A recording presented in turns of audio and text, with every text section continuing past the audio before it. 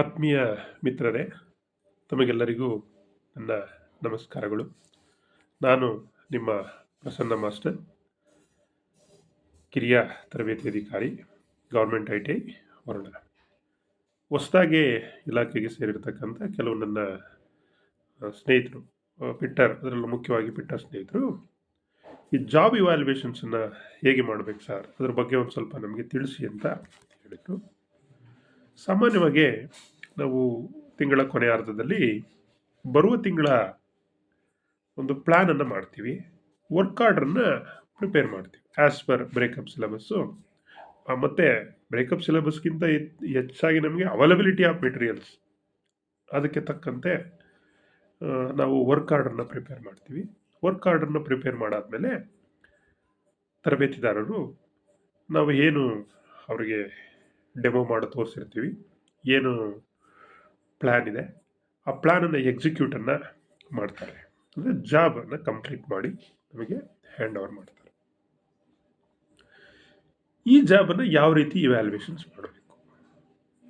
ಇಲ್ಲಿ ಕೆಲವು physical models ಇರುತ್ತೆ,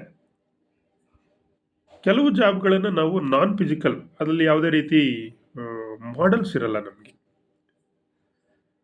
ಯಾವುದೇ ರೀತಿ ಅದನ್ನು ಸೇವ್ ಮಾಡಿ ಇಡೋದಕ್ಕೆ ಆಗಲ್ಲ. ನಾವು ಆ ಥರತಕ್ಕಂಥ ಕೆಲವು ಜಾಬ್ಗಳನ್ನು ಕೂಡ ನಾವು ಹಾಕ್ತೀವಿ. ಉದಾಹರಣೆಗೆ ಮೇಂಟೆನೆನ್ಸ್ ಇರ್ಬೋದು, ರಿಪೇರ್ ಇರ್ಬೋದು, ಈ ರೀತಿಯಾದಂಥ ಕೆಲವು ಜಾಬ್ಸ್ ಬರುತ್ತೆ.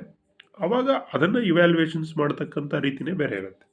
ಆದರೆ ಇವತ್ತು ನಾನು ನಿಮಗೆ ಪರ್ಟಿಕ್ಯುಲರ್ ಆಗಿ ಫಿಸಿಕಲ್ ಮಾಡಲ್ಸ್, ಫಿಟ್ಟಿಂಗ್ ಜಾಬ್ಸ್ ಅಂತ ಅಂದ್ಕೊಳ್ಳಿ, ಅವುಗಳನ್ನು ಯಾವ ರೀತಿ ಮಾಡ್ತಕ್ಕಂಥದ್ದು ಅನ್ನೋದನ್ನು ನಿಮಗೆ ತಿಳಿಸ್ತೀನಿ. ಈಗ ಇಲ್ಲಿ ನಿಮಗೆ ಒಂದು ಫಿಟ್ಟಿಂಗ್ ಜಾಬನ್ನು ತೋರಿಸ್ತೀನಿ. ಅದರಲ್ಲಿ ಏನೇನು ಪ್ಯಾರಾಮೀಟರ್ಸು ನಾವು ಕನ್ಸಿಡರ್ ಮಾಡಬೇಕು, ಯಾವ ರೀತಿ ಇವ್ಯಾಲ್ಯೂಯೇಷನ್ಸನ್ನು ಮಾಡಬೇಕು ಅನ್ನೋದನ್ನು ನೋಡ್ತಾ ಹೋಗೋಣ. ಮೊದಲನೇದಾಗಿ ಜಾಬ್ ಇವ್ಯಾಲ್ಯೂಯೇಷನ್ಸ್ನಲ್ಲಿ ಎರಡು ಥರ ಪ್ಯಾರಾಮೀಟರ್ಸ್, ದಟ್ ಮೀನ್ಸ್ ಫೀಚರ್ಸ್ ಅಂತ ಕರಿತೀವಿ.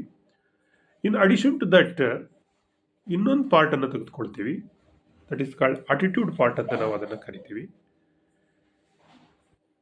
ಡೈಮೆನ್ಷನಲ್ ಫೀಚರ್ಸ್ ಅಂತ ಒಂದಿರುತ್ತೆ, ನಾನ್ ಡೈಮೆನ್ಷನಲ್ ಫೀಚರ್ಸ್ ಅಂತ ಒಂದಿರುತ್ತೆ.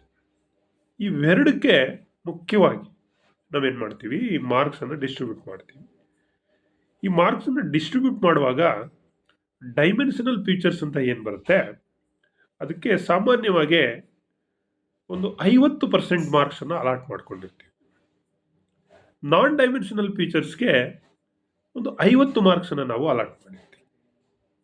ಅದು ಹೇಗೆ ಅನ್ನೋದನ್ನು ಈಗ ನಾನು ನಿಮಗೆ ತೋರಿಸ್ತೀನಿ. ಈಗ ನಿಮಗೆ ಇಲ್ಲಿ ಒಂದು ಮಾಡೆಲ್ ಕಾಣಿಸ್ತಾ ಇದೆ.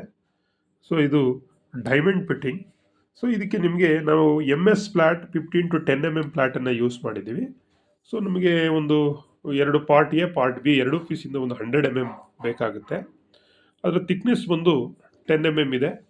ಸೊ ಇಲ್ಲಿ ನೋಡಿ,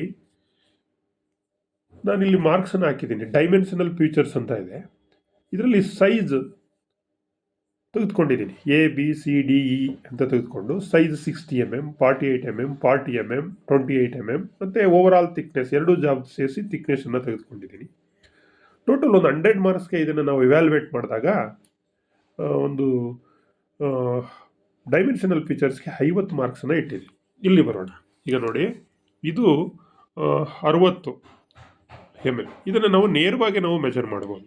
ಆದರೆ ಇಲ್ಲೊಂದು 40 ಇದೆ, ಇದನ್ನು ನಾವು ಅಷ್ಟು ಸುಲಭವಾಗಿ ಮೆಜರ್ ಮಾಡಲಿಕ್ಕಾಗಲ್ಲ. ಹಾಗಾಗಿ ಇದನ್ನು ನಾವು ಕನ್ಸಿಡರ್ ಮಾಡಬಾರ್ದು. ಯಾವ ಒಂದು ಡೈಮೆನ್ಷನ್ಸನ್ನು ಈಸಿಯಾಗಿ ನಾವು ಮೆಜರನ್ನು ಮಾಡ್ಬೋದು ಅಂಥದ್ದನ್ನು ಮಾತ್ರ ನಾವು ಫಸ್ಟ್ ಪ್ರಿಫರೆನ್ಸನ್ನು ಕೊಟ್ಕೋಬೇಕು. ಈಗ ಉದಾಹರಣೆಗೆ ಇಲ್ಲಿ 60 ತೆಗೆದುಕೊಂಡಿದ್ದೀನಿ, ಈಸಿಯಾಗಿ ಮೆಜರ್ ಮಾಡ್ಬೋದು. ಮತ್ತು ಈ ಕಡೆ ಇಲ್ಲಿ 48 ತೆಗೆದುಕೊಂಡಿದ್ದೀನಿ, ಅದನ್ನು ಈಸಿಯಾಗಿ ಮೆಜರ್ ಮಾಡ್ಬೋದು. ಥಿಕ್ನೆಸ್ಸನ್ನು ತೆಗೆದುಕೊಂಡಿದ್ದೀನಿ 9.5 mm ಅಂತ, ಅದನ್ನು ಈಸಿಯಾಗಿ ಮೆಜರ್ ಮಾಡ್ಬೋದು. ಇನ್ನು ಪಾರ್ಟ್ ಬಿಗೆ ಬಂದರೆ ಈ 40 ಮೆಜರ್ ಮಾಡ್ಬೋದು, ಅದನ್ನು ತೆಗೆದುಕೊಂಡಿದ್ದೀನಿ. ಈ 28 ಮೆಜರ್ ಮಾಡ್ಬೋದು, ಅದನ್ನು ಇಲ್ಲಿ ನಾನಿಲ್ಲಿ 28 ಅಂತ ತೆಗೆದುಕೊಂಡಿದ್ದೀನಿ. ಇನ್ನು ಓವರಾಲ್ ಥಿಕ್ನೆಸ್ 9.5. ಇದಿಷ್ಟು ಡೈಮೆನ್ಷನಲ್ ಫೀಚರ್ಸು. ಒಂದೊಂದು ಫೀಚರ್ಸ್ಗೆ ನಾನು 10 ಮಾರ್ಕ್ಸನ್ನು ಕೊಟ್ಟಿದ್ದೀನಿ. 5 ಡೈಮೆನ್ಷನ್ ತೆಗೆದುಕೊಂಡಿದ್ದೀನಿ, 50 ಮಾರ್ಕ್ಸ್ ಆಯಿತು. ಇದನ್ನು ನಾವು ಡೈಮೆನ್ಷನಲ್ ಫೀಚರ್ಸ್ ಅಂತ ಕರಿತೀವಿ. ಇನ್ನು ನಾನ್ ಡೈಮೆನ್ಷನಲ್ ಫೀಚರ್ಸ್ಗೆ ಬಂದರೆ ಸ್ಕ್ವೇರ್ನೆಸ್ಸು, ಫ್ಲ್ಯಾಟ್ನೆಸ್ಸು, ಮಾರ್ಕಿಂಗು, ಪಂಚಿಂಗು ಈ ರೀತಿ ಎಲ್ಲ ಒಟ್ಟಿಗೆ ಅದರದ್ದು ಸ್ಕ್ವೇರ್ನೆಸ್, ಫ್ಲಾಟ್ನೆಸ್ಗೆ ಒಂದು 10 ಮಾರ್ಕ್ಸನ್ನ ಅಲಾಟ್ ಮಾಡಿದ್ದೀನಿ. ಮತ್ತು ಇದೆರಡು ಪಾರ್ಟ್ ಎ ಮತ್ತು ಪಾರ್ಟ್ ಬಿ ಎರಡನ್ನು ಮ್ಯಾಚ್ ಮಾಡೋದರಿಂದ ಪಿಟ್ಟಿಂಗ್ ಅಂತ ಕರಿತೀವಿ ನಾವು ಅದನ್ನು, ಅಥವಾ ಮ್ಯಾಚಿಂಗ್ ಅಥವಾ ಪಿಟ್ಟಿಂಗ್ ಅಂತ ಕರಿತೀವಿ. ಅದಕ್ಕೆ 10 ಮಾರ್ಕ್ಸನ್ನು ಅಲಾಟ್ ಮಾಡಿದ್ದೀನಿ. ಇನ್ನು ಫಿನಿಶಿಂಗ್ ಅಂತ ಅದು ಎಷ್ಟು ಓವರಾಲ್ ಎಲ್ಲ ಪ್ಯಾರಾಮೀಟರ್ಸನ್ನು ಪರಿಗಣಿಸಿಕೊಂಡು ಫಿನಿಶಿಂಗಿಗೆ ನಾವೇನು ಮಾಡಿದ್ದೀವಿ 10 ಮಾರ್ಕ್ಸನ್ನು. ಬರೀ ಫಿನಿಶಿಂಗ್ ಅಂದರೆ ಬರೀ ಒಂದೇ ಅದು ತುಂಬ ಅವನು ಸರ್ಫೇಸ್ ಫಿನಿಶನ್ನ ಚೆನ್ನಾಗಿ ಮಾಡಿದ್ದಾನೆ ಅಷ್ಟು ಮಾತ್ರ ಫಿನಿಶಿಂಗ್ ಅಲ್ಲ. ಅದು ಫಿಟ್ಟಿಂಗ್ ಇರ್ಬೋದು, ಸ್ಕ್ವೇರ್ನೆಸ್ ಇರ್ಬೋದು, ಫ್ಲಾಟ್ನೆಸ್ ಇರ್ಬೋದು, ಮತ್ತು ಅಲ್ಲಿ ಬಂದಿರತಕ್ಕಂಥ ಇತರೆ ಆಪ್ರೇಷನ್ಸ್ಗಳಿರ್ಬೋದು, ಅವೆಲ್ಲ ಸೇರಿಸಿ ನಾವು ಫಿನಿಶಿಂಗಿಗೆ ನಾವೇನು ಮಾಡ್ತೀವಿ ಮಾರ್ಕ್ಸನ್ನ ಅಲಾಟ್ ಮಾಡಿದ್ದೀನಿ. ಅದು 10.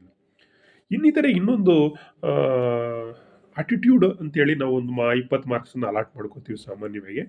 ಅದು ಇನ್ಕ್ಲೂಡ್ ಆಲ್ ಅಂದರೆ ಸೇಫ್ಟಿ ಇರ್ಬೋದು, ಹೌಸ್ ಕೀಪಿಂಗ್ ಇರ್ಬೋದು, ಅವನ ಇನ್ಸಿಯೇಟಿವ್ನೆಸ್ ಇರ್ಬೋದು, ಮತ್ತು ಅವನು ಮೆಟೀರಿಯಲ್ ಮ್ಯಾನೇಜ್ಮೆಂಟ್ಸ್ ಇರ್ಬೋದು, ಅಟೆನೆನ್ಸ್ ಇರ್ಬೋದು, ಇವೆಲ್ಲ ಸೇರಿಸಿ ಅವನು ವರ್ಕ್ಶಾಪ್ನೊಳಗಡೆ ಕೋಆಪ್ರೇಷನ್ಸ್ ಇರ್ಬೋದು, ಇವೆಲ್ಲವನ್ನ ಒಟ್ಟಾರೆಯಾಗಿ ಅದಕ್ಕೊಂದು 20 ಮಾರ್ಕ್ಸ್ನ ನಾವು ಅಲಾಟ್ ಮಾಡ್ಕೊಂಡಿದ್ದೀವಿ.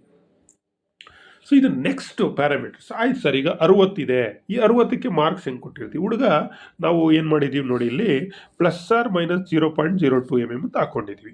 ಈಗ ಜಾಬ್ ಇವ್ಯಾಲ್ಯೂಯೇಷನ್ ಮಾಡುವಂಥ ಸಂದರ್ಭದಲ್ಲಿ ನಾವು ಡೈಮೆನ್ಷನಲ್ ಫೀಚರ್ಸ್ ಅಂತ ಬರಿತೀವಿ.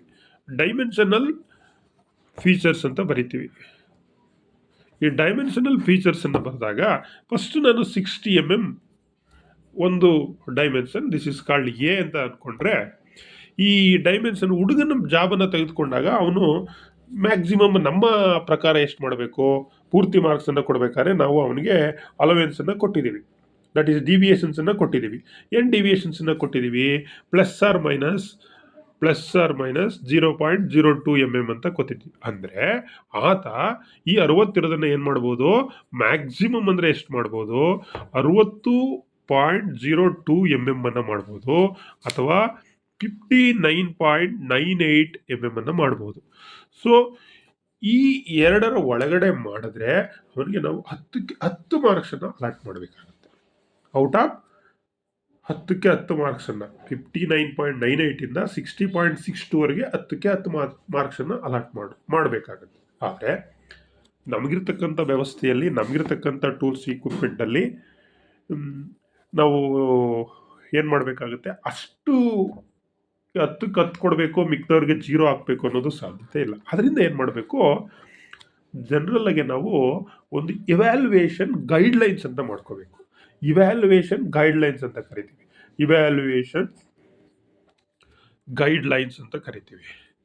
ಗೈಡ್ಲೈನ್ಸ್ ಅಂತ. ಈ ಇವ್ಯಾಲ್ಯೂಯೇಷನ್ಸ್ ಗೈಡ್ಲೈನ್ಸ್ನಲ್ಲಿ ಈಗ +/- 0.02 ಇದ್ದರೆ ಅವನಿಗೆ 100% ಅನ್ನು ಕೊಟ್ಬಿಡಿ, ಆಯಿತಾ? +/- 0.04 ಇಂದ ಅನ್ಕೊಳ್ಳಿ, 0.42 ಅಂದರೆ 0.2 ಇಂದ ಮೇಲ್ಗಡೆ. ನೆಕ್ಸ್ಟ್ ಅಂದರೆ ನಮಗೆ ಬರ್ತಕ್ಕಂಥದ್ದು 0.04 ಇಂದ ಅಪ್ ಟು 0.1 mm ವರೆಗೆ, 0.1 mm ವರೆಗೆ ಒಂದು 80% ಕೊಡ್ತೀವಿ. ಸೊ +/- 0.12 ಇಂದ 0.2 ವರೆಗೆ ಒಂದು 60% ಕೊಡ್ತೀವಿ. ಅರ್ಥ ಆಯ್ತಾ? +/- 0.22 ಇಂದ 0.3 ವರೆಗೆ ಒಂದು 40% ಕೊಡ್ತೀವಿ. +/- 0.32 ಇಂದ ಅಪ್ ಟು 0.5 ಲಾಸ್ಟು, ಅದ್ರ ಮೇಲೆ ನಾವು ಮಾರ್ಕ್ಸ್ ಕೊಡಲ್ಲಪ್ಪ ನಿಮಗೆ, ಅದಕ್ಕೆ ಒಂದು ನಿಮಗೆ 30% ಕೊಡ್ತೀವಿ ಅಂತ ಹೇಳಿದ್ರೆ, ಈಗ 10 ಮಾರ್ಕ್ಸನ್ನು ನಾವು ಇಲ್ಲಿ ಹಾಕೊಂಡಾಗ, 10 ಮಾರ್ಕ್ಸನ್ನು ಹಾಕೊಂಡಾಗ ಅವನು ಪೂರ್ತಿ ಮಾಡಿದರೆ 10ಕ್ಕೆ 10, 0.4 ಇಂದ 0.1 ಮಾಡಿದರೆ ಎಷ್ಟು ಬರುತ್ತೆ, 8. ಇಲ್ಲಿ 0.12 ಇಂದ 0.2 ವರೆಗೆ ಮಾಡಿದರೆ 6, 0.22 ಇಂದ 0.3 ವರೆಗೆ ಮಾಡಿದರೆ 4, 0.32 ಇಂದ 0.5 ಮಾಡಿದರೆ 3 ಮಾರ್ಕ್ಸನ್ನು ನಾವೇನು ಮಾಡಬೇಕಾಗುತ್ತೆ, ಅಲಾಟ್ ಮಾಡಬೇಕಾಗುತ್ತೆ. ಬಟ್ ಈ ಒಂದು ಇವ್ಯಾಲ್ಯೂಯೇಷನ್ ಗೈಡ್ಲೈನ್ಸನ್ನು ನಾವೇನು ಮಾಡಬೇಕು, ಇಲ್ಲಿ ಬರ್ಕೋಬೇಕು. ನೋಡಿ, ಇಲ್ಲಿ ನಾನು ತೋರಿಸಿದ್ದೀನಿ ನೋಡಿ. ಈಗ 0.02 ವರೆಗೆ ಇದ್ದರೆ 100%, 0.1 to 0.2 80%, 0.3 to 0.4 60%, 0.5 to 0.6 40%, 0.7 to 1 mm 20%. ಅಂದರೆ ಅವನೇನಾದ್ರೂ 1 mm 0.7 ಇಂದ 1 mm ಒಳಗಡೆ ಏನಾದರೂ ಇಟ್ಟರೆ 60.7 ಅಥವಾ 61 ಮಾಡಿಬಿಟ್ಟವನೇ ಅಂತಂದರೆ ಆವಾಗ ಅವನಿಗೆ 10ಕ್ಕೆ ಬರ್ತಕ್ಕಂಥದ್ದು 2 ಮಾರ್ಕ್ಸ್. ಇದು ಡೈಮೆನ್ಷನಲ್ ಫೀಚರ್ಸ್. ಇನ್ನು ನಾನ್ ಡೈಮೆನ್ಷನಲ್ ಫೀಚರ್ಸ್ಗೆ ಬಂದಾಗ ಅಲ್ಲಿ ಏನು ಮಾಡ್ಬೇಕು ನಾವು, ತುಂಬ ಚೆನ್ನಾಗಿ ಫಿನಿಶ್ ಮಾಡಿದ್ದಾನೆ, A+ excellent, out of out ಅಂದರೆ A+ ಅಂತ ಬರ್ಕೊಂಡು ನಾವೇನು ಮಾಡಬೇಕು, 100% ಕೊಡಬೇಕು. ಎ ಇದ್ರೆ 90%, ಬಿ ಇದ್ರೆ 80%, ಸಿ ಇದ್ರೆ 70%, ಡಿ ಇದ್ರೆ 60%, ಇ ಅಂದರೆ ಲೋಯೆಸ್ಟ್, ಏನೋ ಮಾಡಿದ್ದಾನೆ ಫಿಟ್ಟಿಂಗ್, ಏನೋ ಮಾಡಿಲ್ಲ ಅಂದರೆ 0, ಏನೋ ಮಾಡಿದ್ದಾನೆ ಫಿಟ್ಟಿಂಗ್ ಅಂದರೆ ಒಂದು 3-4, ಈ ರೀತಿ ನಾವು ಲೋಯೆಸ್ಟ್ ಮಾರ್ಕ್ಸನ್ನು ಅಲಾಟ್ ಮಾಡ್ಬೋದು. ಸೊ ಅದನ್ನು ಇವೆಲ್ಲ ನಮಗೆ ಏನಿರಬೇಕು, ದಾಖಲೆ ಇರಬೇಕು. ಆಯಿತಾ. ಈಗ ನೋಡಿ ಇಲ್ಲಿ ಬಂದರೆ ವಿದ್ಯಾರ್ಥಿಗಳಿಗೆ ಇಲ್ಲಿ ನಾನು ಬರ್ತಿದ್ದೀನಿ, ಇಲ್ಲಿ ಪ್ರತಿಯೊಂದು ಎಕ್ಸಸೈಜ್ ಇಲ್ಲಿ 60. ಸೊ ನಾನು ಏನು ಹೇಳಿದೆ, ಈ 60. ಸೊ ಈ 60 ಸೈಜು ಇಲ್ಲಿ ಕಾಲಮಲ್ಲಿ ಹಾಕೊಂಡಿದ್ದೀನಿ, ABCDEF ಅಂತೇಳಿ ಇದೆ. ಇಲ್ಲಿ ಫಸ್ಟ್ ಡೈಮೆನ್ಷನಲ್ ಫೀಚರ್ಸ್ ಬರುತ್ತೆ, ಅದಾದಮೇಲೆ ಇಲ್ಲಿ ನಾನ್ ಡೈಮೆನ್ಷನ್ ಫೀಚರ್ಸ್ ಬರುತ್ತೆ. ಇಲ್ಲಿ ನಾನು KLM ಸ್ಕ್ವೇರ್ನೆಸ್ಸು, ಫಿಟ್ಟಿಂಗು, ಫಿನಿಶಿಂಗ್ ಅಂತ ಹಾಕಿದ್ದೀನಿ. ಇಲ್ಲಿ KLM ಸ್ಕ್ವೇರ್, ಫಿಟ್ಟಿಂಗ್, ಫಿನಿಶಿಂಗು, ಇದು ಆಟಿಟ್ಯೂಡ್ 20, ಓವರಾಲ್ ಮಾರ್ಕ್ಸು 100 ಅಂತ ಇದೆ. ಈಗ ನಾನು ಪ್ರತಿ ಎಕ್ಸಸೈಸ್ಗೆ ನಿಮಗೆ ತೋರಿಸ್ತೀನಿ, ಪ್ರತಿ ಎಕ್ಸಸೈಸ್ಗೆ ತರಬೇತಿದಾರರಿಗೆ ಮಾರ್ಕ್ಸನ್ನು ಕೊಡಬೇಕಾದ್ರೆ ಇವ್ಯಾಲ್ಯುವೇಟ್ ಮಾಡೇ ಕೊಡಬೇಕು, ಹಾಗೇ ಫ್ರೀಯಾಗೆ ಮನಸ್ಸಿಗೆ ಬಂದಾಗೆ ಕೊಡಬಾರ್ದು. ಸೊ ನೋಡಿ, ಈ +0.1 ಈಗ ಇವನು ನಾನು ವ್ಯಾಲ್ಯೂ ಮಾಡಿದ್ದೀನಿ. ಈಗ ಮೋಹನ್ ಕುಮಾರ್ ಅಂತಕ್ಕಂಥ ಒಬ್ಬ ವ್ಯಕ್ತಿ ತರಬೇತಿದಾರರಿಂದ ವ್ಯಾಲ್ಯೂ ಮಾಡಿದ್ದೀನಿ, ಅವನು 60.1 mm ಮಾಡಿದ್ದಾನೆ. ಸೊ ಅಂದರೆ +0.1 ಇದೆ ಜಾಬು. ಅವಾಗ ಎಷ್ಟು ಕೊಟ್ಟಿದ್ದೀವಿ, 8 ಕೊಟ್ಟಿದ್ದೀವಿ. ಅದೇ 48ಗೆ ಅವನು ಎಕ್ಸಾಕ್ಟ್ 00 ಕೋಯಿನ್ಸೈಡ್ ಫಿನಿಶ್ ಮಾಡಿದ್ದಾನೆ, 10 ಅಂದರೆ 0.02 ಒಳಗಡೆ ಫಿನಿಶಿಂಗ್ ಮಾಡಿದ್ದಾನೆ. ಸೊ 10ಕ್ಕೆ 10, 48 ಡೈಮೆನ್ಷನ್ಗೆ 10ಕ್ಕೆ 10.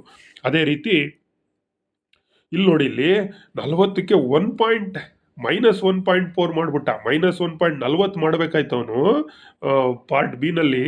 ಅದು ಎಷ್ಟಿದೆ, ಅವನು 38.6 ಆಗ್ಬಿಟ್ಟಿದೆ, 38.6 ಆಗ್ಬಿಟ್ಟಿದೆ. ಸೊ ಅಲ್ಲಿಗೇನಾಗೋಯ್ತು, 1.4 ಆಗ್ಬಿಡ್ತು. ಇದೇನಾಯ್ತು, ಇದು 1.4 ಆಯಿತು. ಅಂದರೆ ನಾವಿಲ್ಲಿ ಹಾಕೊಂಡಿರೋದಕ್ಕೆ 1 mm ಲಾಸ್ಟ್ ಇದೆ, ಅದ್ರ ಮೇಲೆ ಅವನಿಗೆ ನಮ್ಮ ಮಾರ್ಕ್ಸ್ ಕೊಡೋಂಗಿಲ್ಲ. ಹಾಗಾಗಿ ಅವ್ನಿಗೇನಾಗಿದೆ, ಇಲ್ಲಿ 0 ಮಾರ್ಕ್ಸ್ ಬಂದಿದೆ. ಹಾಗಾಗಿ ಏನು ಬಂದಿದೆ, 0 ಮಾರ್ಕ್ಸ್. ಅದು ನೆಕ್ಸ್ಟ್ ನೋಡಿ, -0.5 ಮಾಡಿದ್ದಾನೆ, ಅಂದರೆ 28 ಮಾಡೋ ತಕ್ಕ ಅವನು 27.5 ಮಾಡಿದ್ದಾನೆ. ಈ 0.5ಗೆ ನಾವೆಷ್ಟು ಹಾಕೊಂಡಿದ್ದೀವಿ, ಇಲ್ಲಿ 0.5 to 0.6 40%. ಸೊ 10ಕ್ಕೆ 40% ಅಂದರೆ 4 ಮಾರ್ಕ್ಸ್ ಬರುತ್ತೆ, 4ಅನ್ನು ಎಂಟ್ರಿ ಮಾಡಿದ್ದೀವಿ. ಇನ್ನು ಓವರಾಲ್ ಥಿಕ್ನೆಸ್ಸು ಒಂದು 3-4 ಪ್ಲೇಸಲ್ಲಿ ನೋಡಿ ಒಂದು ಅವರೇಜ್ ಮಾಡ್ಕೊಂಡಿದ್ದೀವಿ. ಒಂದು +or-0.1 ಥಿಕ್ನೆಸ್ ಫಿನಿಶ್ ಮಾಡಿದ್ದಾನೆ. ಸೊ 0.1ಗೆ ನೋಡಿ, ಇಲ್ಲಿ ನೋಡಿ 0.1ಗೆ 0.1ಇಂದ 0.80% ಇದೆ, ಅಂದರೆ ಅವಾಗ 10ಕ್ಕೆ ಅವನಿಗೆ 8 ಮಾರ್ಕ್ಸ್ ಬಂತು.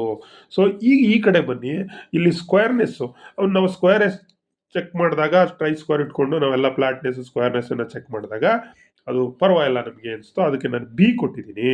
ಫಿಟ್ಟಿಂಗ್ ನೋಡಿ, ಫಿಟ್ಟಿಂಗ್ ಚೆನ್ನಾಗಿಲ್ಲ ಅಂದ್ಬಿಟ್ಟು D ಕೊಟ್ಟಿದ್ದೀನಿ. ಫಿನಿಶಿಂಗಿಗೆ B ಕೊಟ್ಟಿದ್ದೀನಿ. ಸೊ ಈಗ ಸ್ಕ್ವೇರ್ನೆಸ್ ನೋಡಿ, ಸ್ಕ್ವೇರ್ನೆಸ್ಸು ಎಷ್ಟು ಅವನಿಗೆ, ಬಿಗೆ ಎಷ್ಟು ಕೊಡ್ಬೇಕು ನಾವಿಲ್ಲಿ, ಬಿಗೆ 80%, 10ಕ್ಕೆ ಎಷ್ಟಾಯಿತು, 8 ಆಯಿತು. ಸೊ ಆ ಡಿ ಅಂತ ಅಂದರೆ ಎಷ್ಟಿದೆ, ಇಲ್ಲಿ 70% ಇದೆ.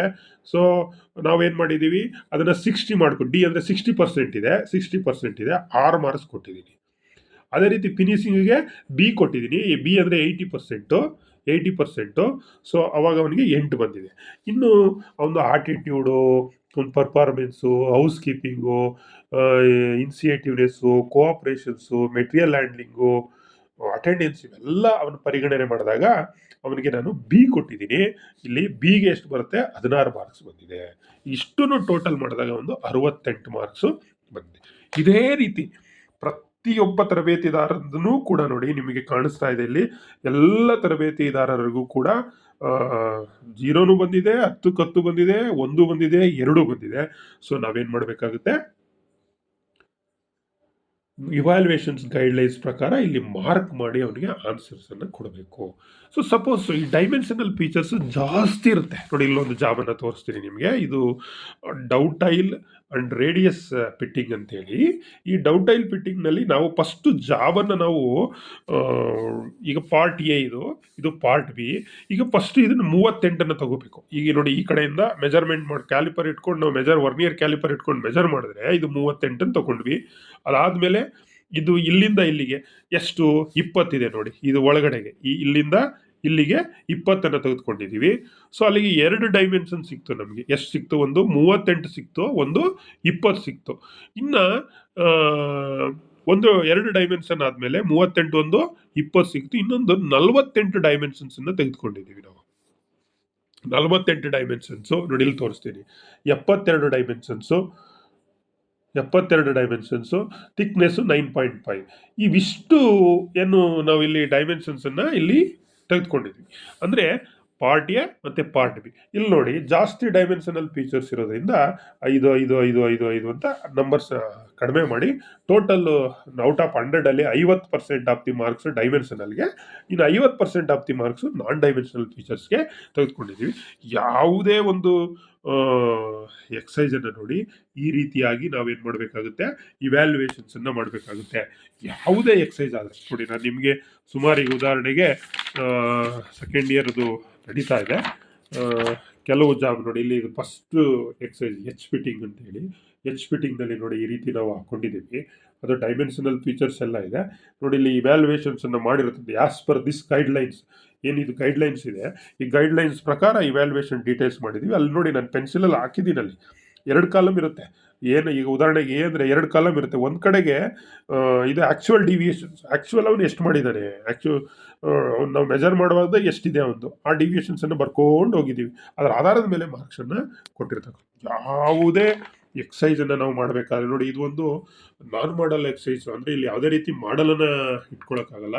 ಅದನ್ನೇ ಯಾವ ರೀತಿ ಮಾಡೋದು ಅದನ್ನು ಕೂಡ ನಾವು ಅದೇ ರೀತಿ ಆ್ಯಸ್ ಪರ್ ಇವ್ಯಾಲ್ಯೂಯೇಷನ್ ಗೈಡ್ಲೈನ್ಸ್ ಪ್ರಕಾರ ನೋಡಿ ಪ್ರತಿಯೊಂದು ಎಕ್ಸಸೈಸನ್ನು ನಾವು JTOsಗಳು ಮೆಜರ್ ಮಾಡಿದಾಗ ಒಂದು ತರಬೇತಿದಾರನಿಗೆ ನಾವು ಕರೆಕ್ಟಾಗಿ ನ್ಯಾಯವನ್ನು ಕೊಡಲಿಕ್ಕೆ, ಅಂದರೆ ಮೌಲ್ಯಮಾಪನ ಮಾಡ್ತಕ್ಕಂಥದ್ದು ಭಾಳ ಒಂದು ಮುಖ್ಯವಾದ ಘಟ್ಟ ನಮಗೆ ಕಿರಿಯ ತರಬೇತಿ ಅಧಿಕಾರಿಗಳಿಗೆ. ನಾಳೆ ನಾವು ಆನ್ಯುವಲ್ ಆಲ್ ಇಂಡಿಯಾ ಟ್ರೇಡ್ ಟೆಸ್ಟಲ್ಲಿ ಕೂಡ ಎಕ್ಸಾಮ್ನಲ್ಲೂ ಕೂಡ ನಾವು ಇವ್ಯಾಲ್ಯೂಯೇಷನ್ಸ್ಗೆ ಹೋದಾಗ ಇದೇ ರೀತಿಯಾಗಿ ನಾವೇನು ಮಾಡಬೇಕಾಗುತ್ತೆ ನೋಡಿ.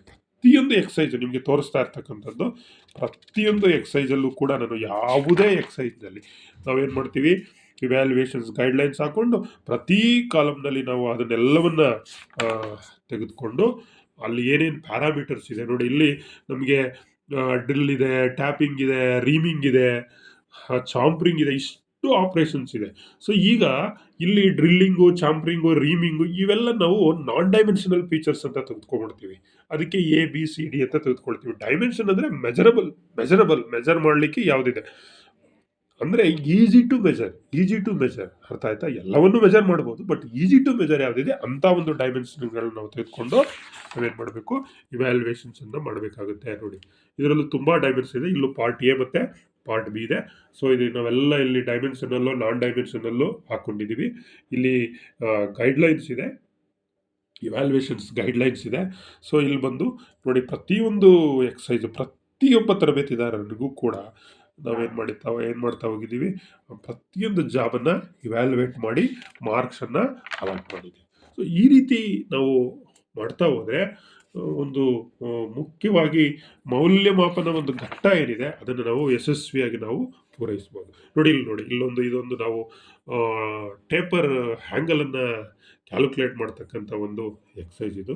ಬಟ್ ಇದಕ್ಕೆ ಬೇರೆ ರೀತಿ ನಾವು ಏನು ಮಾಡಬೇಕಾಗುತ್ತೆ, ಡೈಮೆನ್ಷನ್ಸನ್ನು ನಾವು ಅಲಾಟ್ ಮಾಡ್ತಾ ಹೋಗಬೇಕಾಗುತ್ತೆ. ಸೊ ಪ್ರತಿಯೊಂದು ಎಕ್ಸಸೈಸ್, ಯಾವುದೇ ಎಕ್ಸಸೈಸ್ ತಗೊಳ್ಳಿ, ಸೊ ಪ್ರತಿಯೊಂದು ಎಕ್ಸಸೈಸಲ್ಲೂ ಕೂಡ ಸೊ ಇವ್ಯಾಲ್ಯೂಯೇಷನ್ಸನ್ನು ನಾವೇನು ಮಾಡಬೇಕು ಈ ರೀತಿ as per our evaluation guidelines ಪ್ರಕಾರ ಡಿವಿಯೇಷನ್ಸ್ ಏನಿರುತ್ತೆ ಆ ಡಿವಿಯೇಷನ್ಸನ್ನು ಹಾಕೋದನ್ನು ನಾವು ಮರಿಬಾರ್ದು. ಪ್ಲಸ್ ಎಷ್ಟು ಮೈನಸ್ ಎಷ್ಟು ಮಾರ್ಕ್ಸನ್ನು ತೆಗೆದುಕೊಂಡು ಅವನು ತರಬೇತಿದಾರ ಈಗ ಮಾಡಿದಾಗ ಅವ್ನ ಕೈಲೂ ಮೆಜರ್ ಮಾಡಿದಾಗ ಮಾಡಿಸಿ ನೋಡಿ, ಅವ್ನು ಚಾಲೆಂಜ್ ಮಾಡ್ತಾನೆ. ಅವಾಗ ಇಲ್ಲ ಸರ್ ನನ್ನ 0.1 ಇದೆ, ನನ್ನ 0.2 ಇದೆ, ನನ್ನ 0.3 ಇದೆ, ನನ್ನ ಎಕ್ಸಾಕ್ಟ್ ಆಗಿದೆ, ನನಗೆ ಯಾಕೆ ಮಾರ್ಕ್ಸ್ ಕಡಿಮೆ ಮಾಡಿದ್ದೀರಿ ಅಂತ ಕೇಳಲಿಕ್ಕೆ ಸಾಧ್ಯ ಆಗುತ್ತೆ. ಸೊ ಈ ರೀತಿ ಮಾಡಿದಾಗ ಅವನು ತುಂಬ ಖುಷಿಯಿಂದ ಮಾಡ್ತಾನೆ.